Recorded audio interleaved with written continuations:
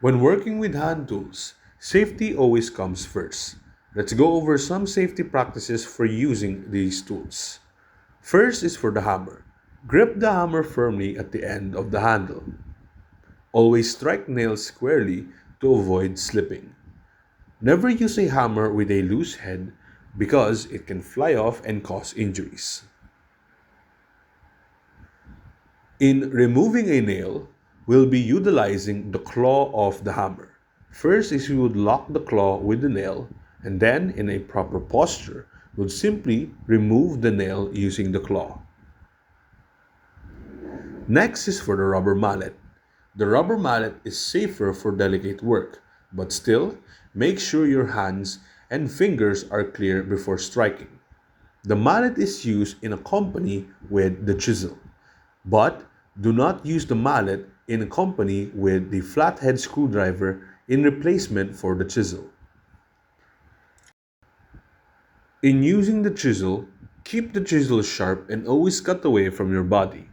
Use a mallet, not your hands, in striking the chisel.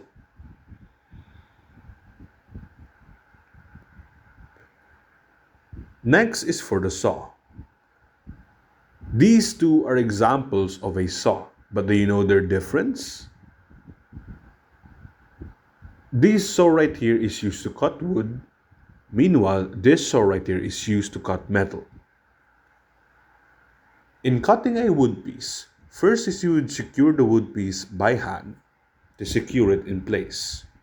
Next is you would make a mark using the saw. After making the mark, is we will gradually, in a slow pace, cut through the wood piece. Then, we would increase our phrase in order for us to cut through the wood piece. After using your tools, proper storage keeps them safe, organized, and long lasting. Here's how we store them properly in a toolbox.